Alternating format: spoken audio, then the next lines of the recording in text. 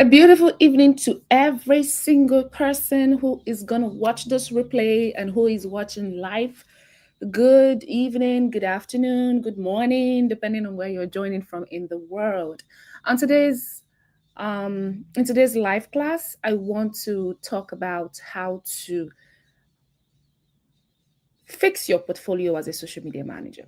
Okay, so how to organize your portfolio, how to edit your portfolio, what should be in your portfolio, what should not be in your portfolio.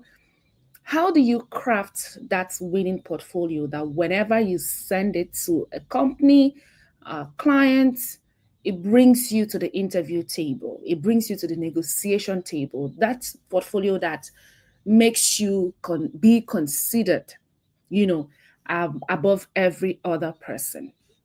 I interview social media managers almost every other day for different industries and coaches and personal brands.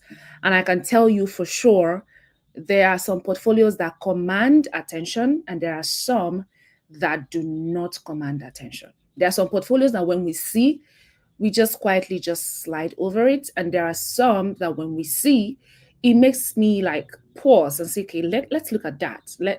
What is that person saying? Okay.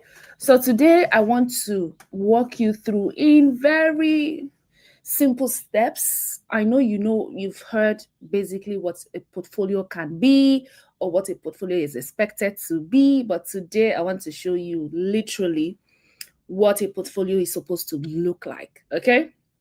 Now, what is a portfolio? If we type that on Google right now, which I'm going to do, because I want you to practically take um, the definition that makes the most sense without any form of confusion. So a portfolio can refer to a collection of sample works and professional documentation or a collection of investments. So you see people say, where is your financial portfolio? Where is your photography portfolio? Where is your social media marketing portfolio? Where is your digital marketing portfolio? Do you understand?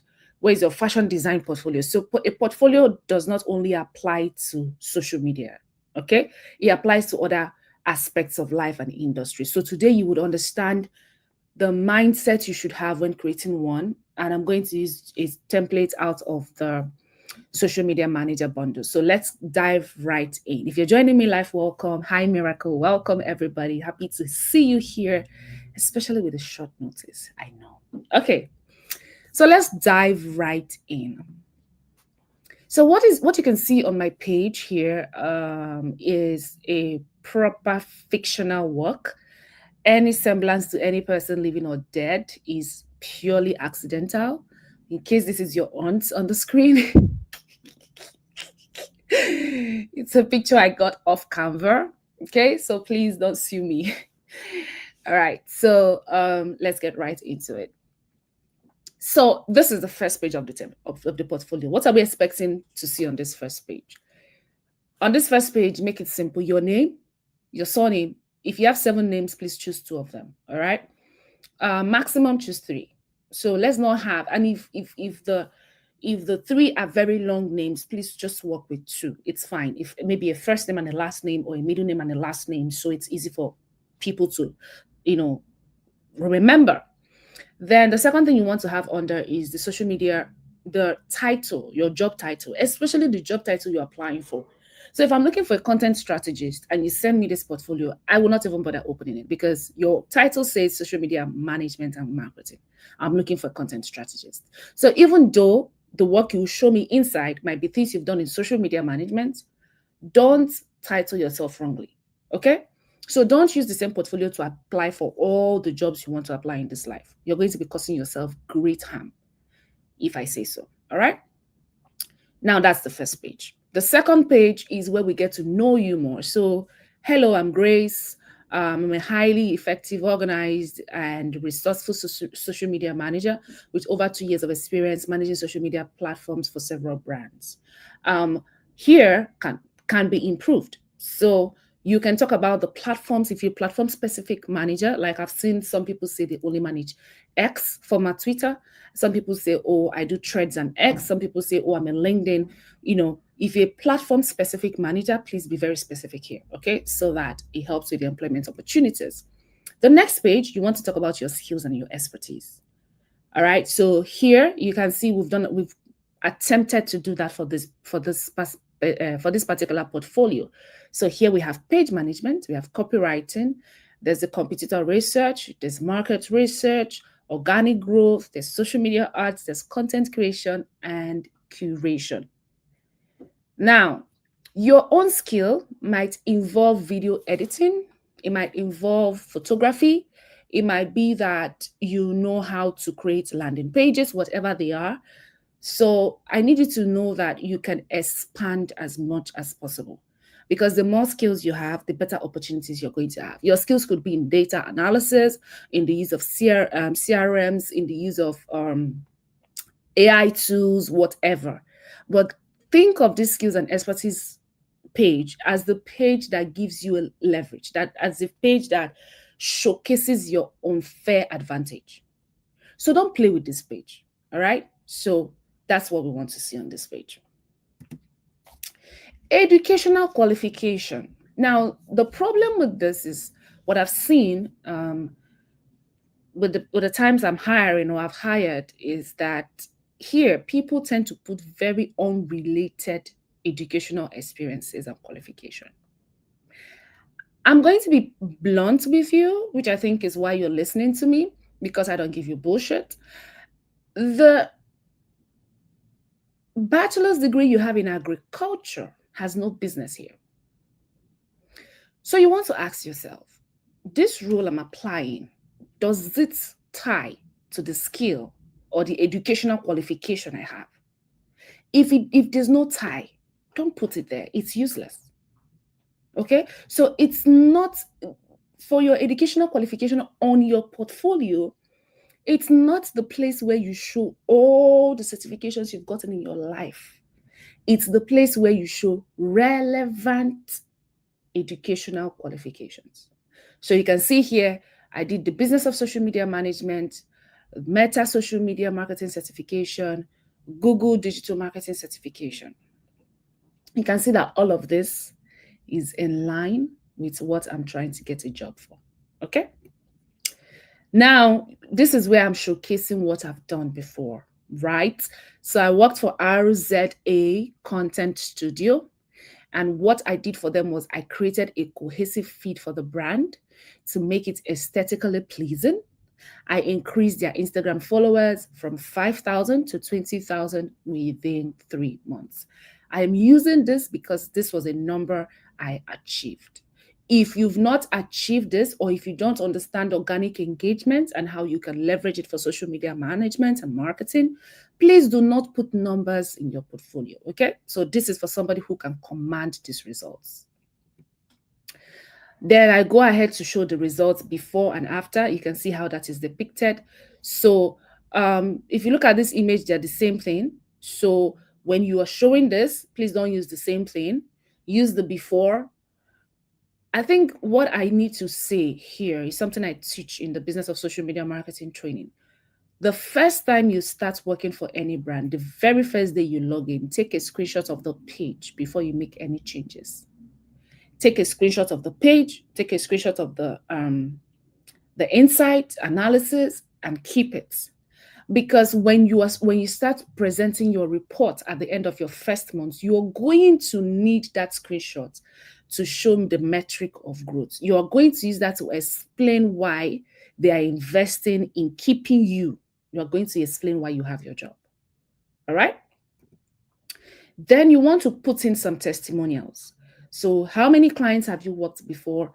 What did they say? Okay? So the first client is smiling at the camera. Of course, all these are mock-ups and static images we got from Canva. You want to put a real life testimonials there. When I'm teaching with templates, I avoid putting testimonials anymore, because the last time people copied the testimonials. People literally copied the testimonials and pasted it into their template. So that's crazy. All right. But I understand how laziness can be empowered through inactiveness, inactive actions and all of that. So that was not the intention, but that was the action we saw happen. That's not what I'm dwelling on here. I'm trying to tell you that you must be truthful. The hack about testimonials is any testimonial you're putting, put a testimonial that has the name of the person you're using their image. Because in hiring people, one of the things that I've also done with my team when we're hiring, digital marketers, social media managers, is that the people they put here as testimonials, we actually go on their pages. Yeah, we actually do go to those pages and we look around those pages. And some of you have gotten jobs from, companies that I was the recruiter, you don't even know. But we went to those pages, we looked at them, we took a look from the screenshots you put in the first place that showed us before and after. So the before kind of gives us an idea of when you started posting, and we make hiring decisions from that. So I hope this is clearer, and I hope it's going to help you. If you start from the beginning to now, it sounds very simple until you actually sit down to create this on Canva and you realize that, okay, this is hard. The last page is where you're calling for action. So what do you want them to do after they've gone through your portfolio? So let's work together. You can have an address there if you receive mails. If you don't, like you receive documents. If you don't, please remove the address and just have your phone number, your email address, and where we can find you on social media if we want to check you out. And that is what should be in your portfolio. The question that will be playing in your mind after you watch this is, where do I now put my pricing? Your pricing is not supposed to be on your portfolio. Your pricing is not supposed to be on your portfolio. Your pricing is supposed to be on your rate card if you're a freelancer. Your pricing is supposed to be discussed if you're going to be getting into paid employment. Now, when you put pricing on your portfolio, I might have gone through your portfolio from start to finish, and I feel like, okay, this guy is, or this lady is worth so much. How much do we pay her? Imagine me having that conflict and that confusion in my head, and I see that you've priced yourself cheaper than what we have available to pay for that role. What do you think is going to happen? You will never get paid above what you've put there. So leave that to discussion, especially in paid employment. Please leave that to discussion. I've also recruited for companies that had budgets. Let's say this is an example. A company has a budget of $500,000 or $500 for a social media contract for a month, maybe 5 hours a week or something, 15 hours a week, and the budget was $500. And I get into the portfolio and I see this beautiful portfolio well done. And the owner of the portfolio actually says in the portfolio that they're going to charge 300. With all these very nice looking packages. What do you think is going to happen? My client has 500, but you are charging 300. So I'm going to be a good recruiter and recommend you because you already have a price. I hope that makes sense. Okay. All right, guys. So this is the very fast and easy way to walk through your portfolio. What if I don't have experience?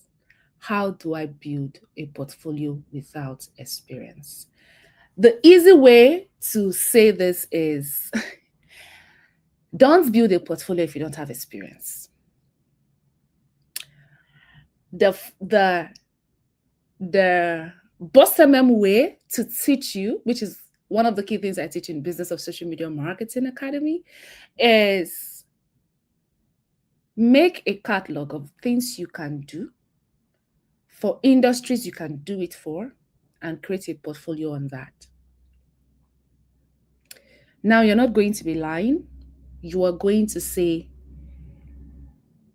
there's a title, there's what I call that title, what I teach my students to call that title. But even if I don't remember it right now, let me explain what it should sound like.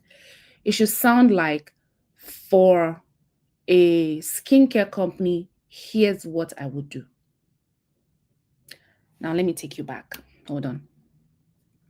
Stay with me. You see this page, this particular page, you can have like 5 of it or 4 of it if you don't have any job experience. And you're going to come to this section with the images, this mood board, and you're going to carefully put your own like source images that you know you can recreate with Canva, with Pinterest. You can, if you know have photography skills, you can snap and put them inside this mood board. And carefully, don't come here and come and say created. You didn't create nothing, so don't lie. So for a skincare company, I can create aesthetically pleasing pages on Instagram and Facebook. I can handle the, do you understand what I'm saying? You recreate this page again, you duplicate it, and you move to the next industry that you want to work with. So when I look at this and you tell me you are a beginner, I am going to, number one, appreciate your honesty. Number two, I am going to see how much you can do when given an opportunity. So don't lie. That's what I'm trying to say. There is nothing that endears you to recruiters like sincerity. Okay.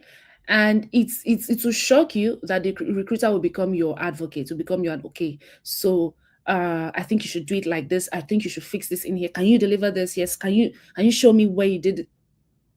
It's human connection in the first place. Okay. And there is nobody who would see someone who puts in the effort and not want to help them. So make yourself easy to help. That's all I'm asking you to do. Make yourself easy to help. Make it easy for people to give to you. Make it easy for people to help you when you're searching for a job, especially with your portfolio as a social media manager or a social media marketer. All right. Yeah. So if we have any questions, put it in the chat box. Hi, Miracle. I see you. Put it in the chat and I'm happy to answer now that we've just ended. So guys, these sessions will continue every Thursday. They're just going to be very short sessions where I come in and I teach something real quick on social media marketing, social media management, content marketing, literally just spreading it across digital marketing. So every Thursday, we're going to take a break for the holidays and we'll be back. But just expect that every Thursday, we are going to be live here discussing, dissecting, and navigating digital marketing. Do we have questions? Miracle, do you have any question? No, doesn't look like she does. Okay. Thank you, Miracle. You enjoy your night. If you're going to watch the replay, you leave your questions in the chat. You can find me on Instagram at the Nancy Mosu.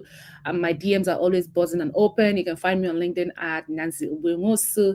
Where else can you find me? I think I'm playing around TikTok. Let's see how that goes. Okay. So thank you, everyone, and have a lovely, lovely, lovely good night. See you later. Next week, Thursday, actually.